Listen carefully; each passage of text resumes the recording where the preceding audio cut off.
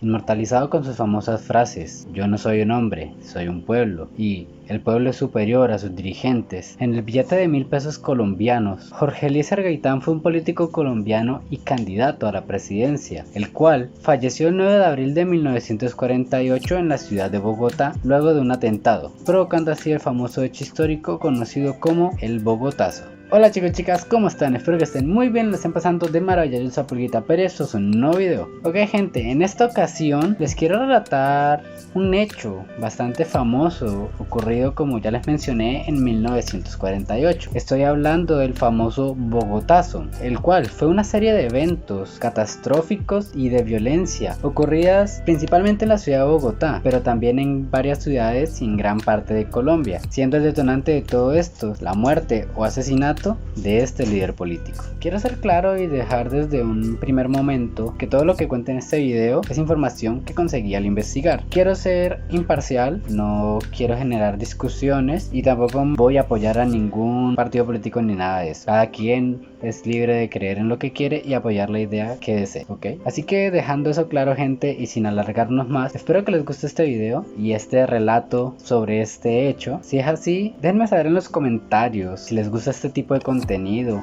o qué otro tipo de contenido les gustaría que trajera al canal más seguido. Apóyenme suscribiéndose y dándole like a este video, y sin más que decir, conozcamos la historia de este hecho que marcó a Colombia.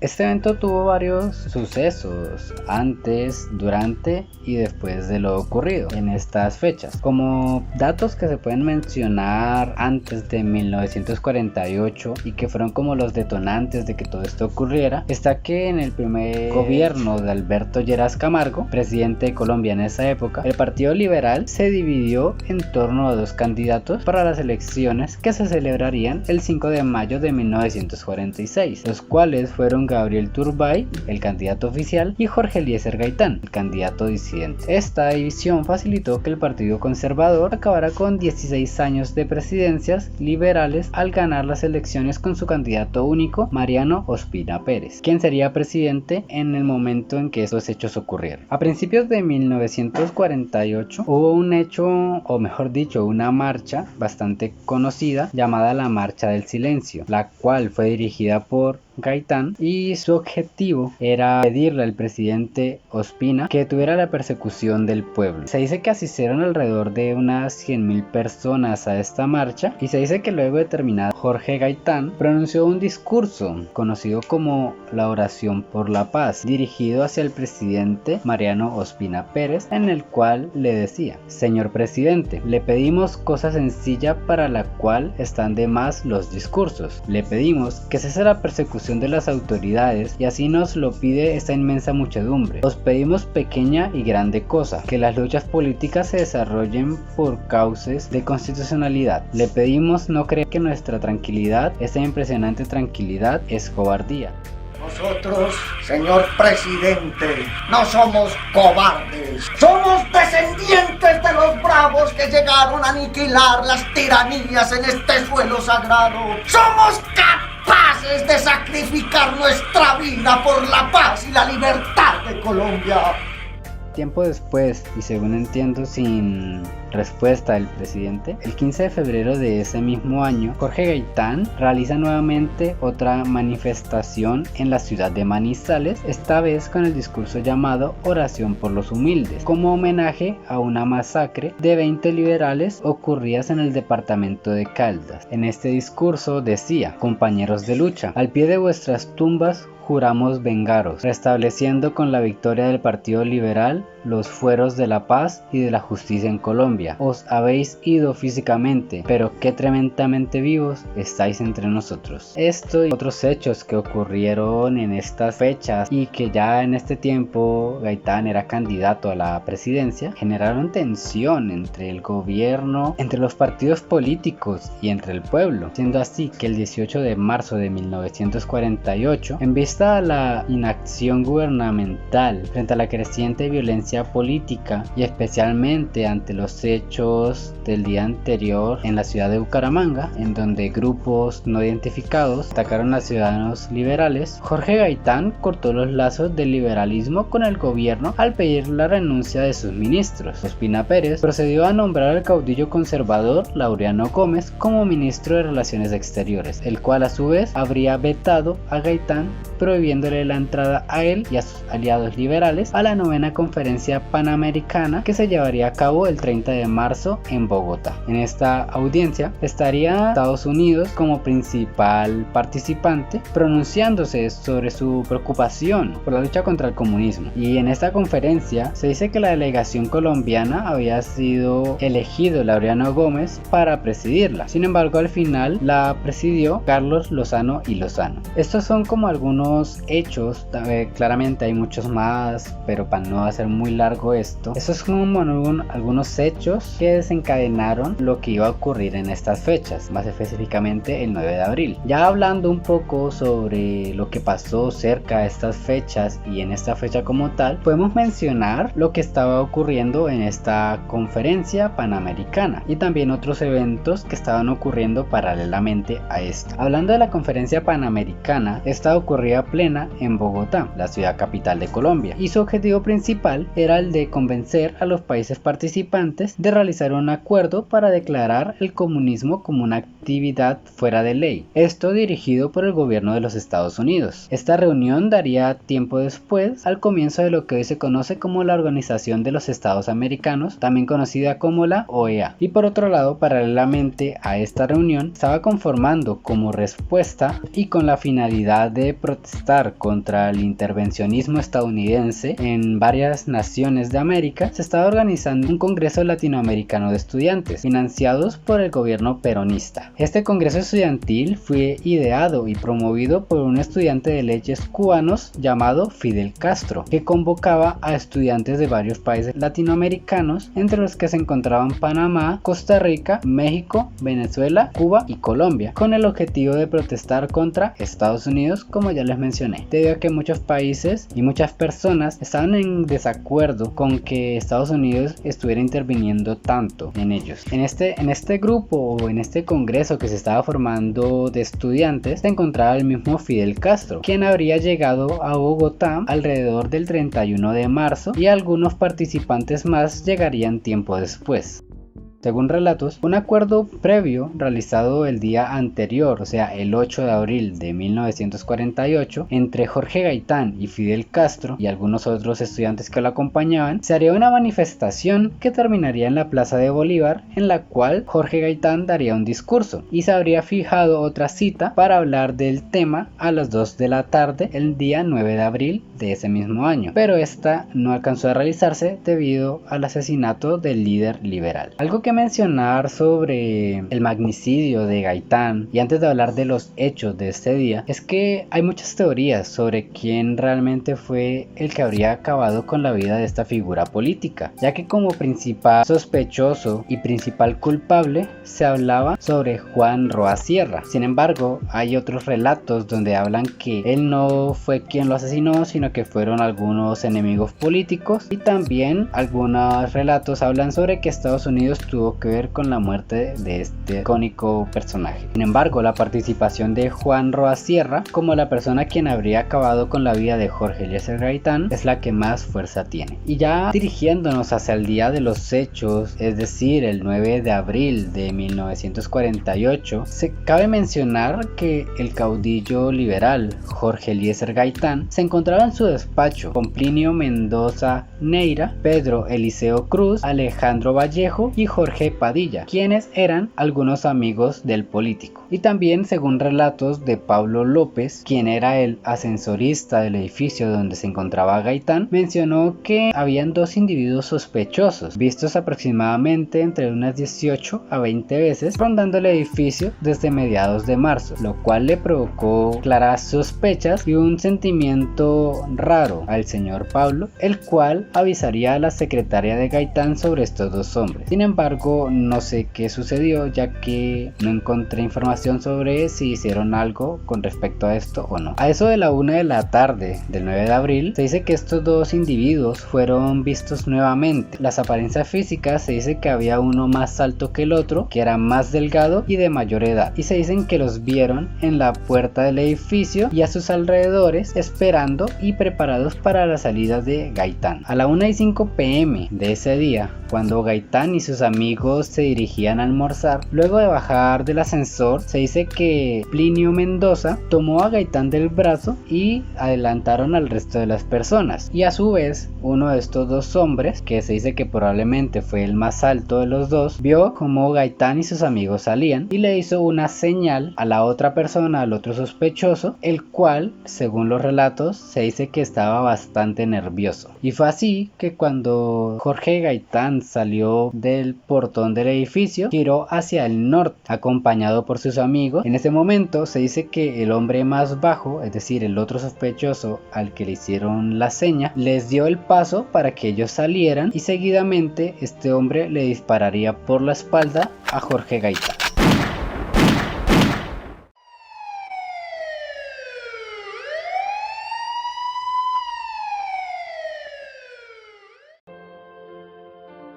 El número de disparos varía según los testigos. Sin embargo, y según el reporte de la policía, una bala habría impactado en lo que es el sector de la nuca y dos más en el torso, todas mortales para este personaje. Estas le provocarían que falleciera pocos minutos después en la clínica central, mientras que su amigo Pedro Eliseo Cruz procedía a efectuarle una transfusión de sangre. Sin embargo, esto no fue suficiente para salvarle la vida al líder político.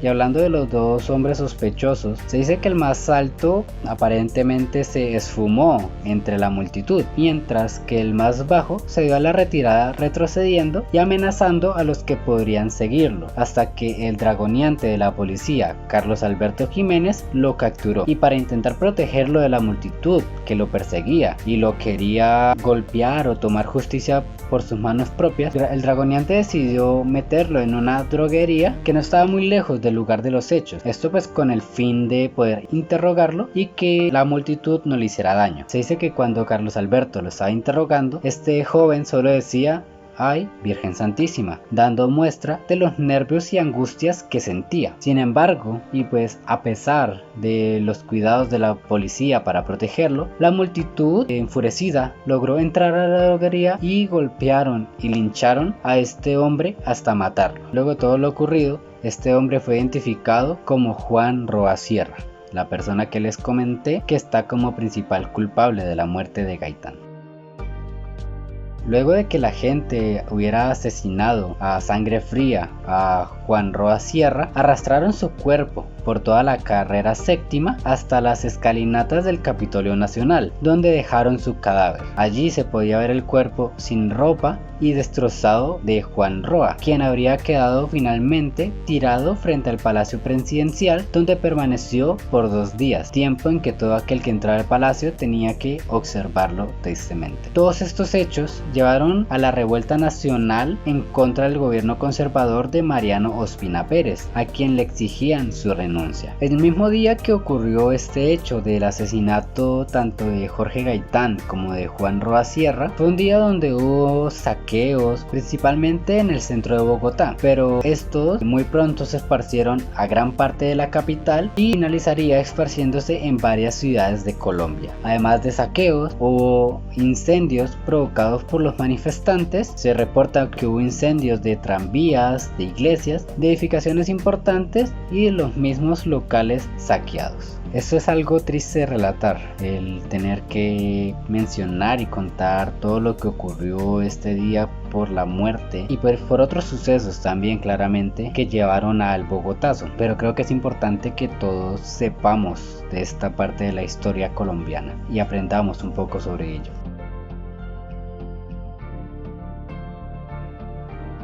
También se dice que la policía y algunos militares intentaron controlar la situación. Sin embargo, poco a poco algunos se iban uniendo a las revueltas, provocando armas y refuerzos a los mismos manifestantes. Y se dice que otros empezaron a abrir fuego contra los manifestantes. Un pueblo con armas no trae nada bueno.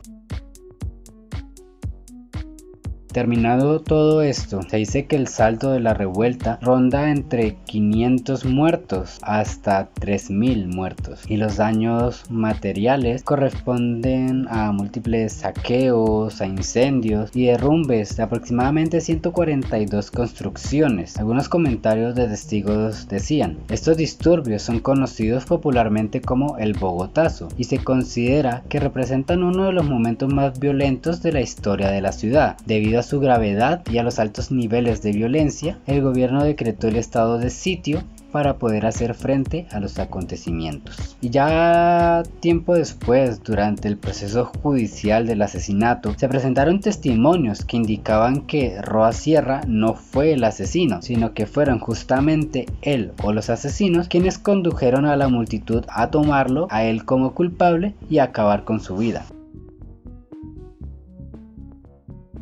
Otras versiones presentan que Roa Sierra sí fue el culpable, pero que actuó motivado o en acuerdo con otras personas. Y en 1978, la justicia colombiana sentenció que el asesino Juan Roa Sierra era esquizofrénico y que actuó por motivos personales y solo.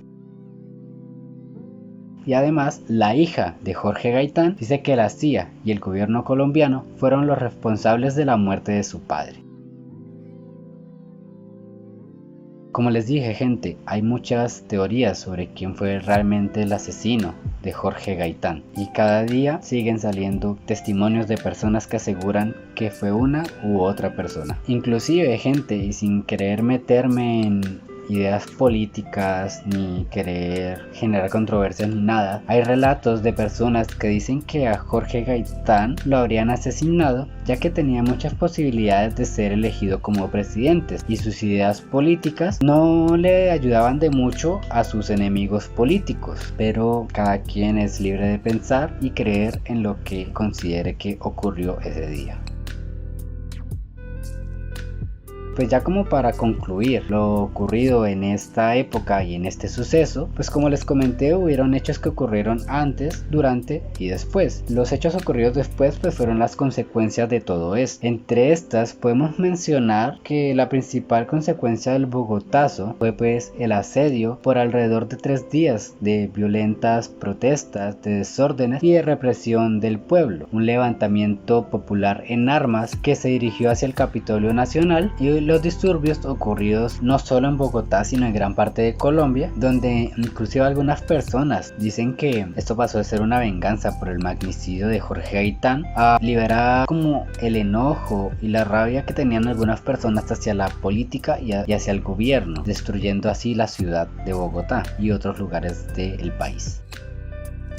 Otro hecho, pues no sé si catalogarlo como bueno o cómo catalogar esto, pues fue el nacimiento de la OEA. Sin embargo, esto pues provocó empezaron algunas investigaciones provenientes del exterior del país con muchas suposiciones del autor intelectual del asesinato de Jorge Eliezer Gaitán, como los conservadores, la CIA y el gobierno de Mariano Ospina Pérez. Y otras consecuencias que provocó esto fue pues una escalada bélica entre liberales y conservadores, que pues tristemente al día de hoy, aunque ya no es tanto, todavía hay personas que viven como en esa constante lucha por apoyar un partido político. También una guerra civil no declarada en un periodo de tiempo bastante conocido, tanto en Colombia como fuera de Colombia, conocido como la época de la violencia. En esta época fue donde surgieron los primeros grupos de autodefensas armadas comunistas, conocidas actualmente como las FARC y el ELN. Así Asimismo surgieron los primeros grupos paramilitares conocidos como los pájaros y liderados por seguidores fervientes del Partido Conservador. Esta situación se puede leer en una novela que escribió Gustavo Álvarez Gardiazabal, donde relata los hechos ocurridos en esta época en el libro o novela conocido como Los cóndores no entierran todos los días, un libro que recomiendo leer. Pues como les comenté, gente, Gaitán pues fue un líder político importante para la sociedad de su época, pero tras su asesinato se convirtió en un símbolo histórico nacional, llegando al mismo nivel, por algunas personas, de un prócer de la independencia colombiana. Y pues como dije al principio del video, sus dos famosas frases por las cuales quedó inmortalizado están en el billete de 1000 pesos, que tristemente a día de hoy ya es un billete que casi no se consigue, o los pocos que hay, algunas personas los guardan por el recuerdo. Y pues como para finalizar, se puede decir que la conmemoración de los hechos trágicos ocurridos el 9 de abril de 1948, el magnicidio de Jorge Eliezer Gaitán y las protestas populares que terminaron con la vida de entre 500 y 3000 personas, siempre ha sido un espacio de disputas políticas y sociales, en donde no hay un único discurso por el sentido del pasado, la memoria histórica y el empoderamiento cultural. También las condiciones políticas y de conflicto armado interno hacen variar la forma de recordar y conmemorar este día. Este hecho da bastante que pensar sobre todo lo ocurrido, sobre hasta dónde es capaz de llegar el pueblo, una historia con un pasado un poco triste, pero que todos debemos conocer, ya que como dice una famosa frase, quien no conoce su pasado está condenado a repetirlo.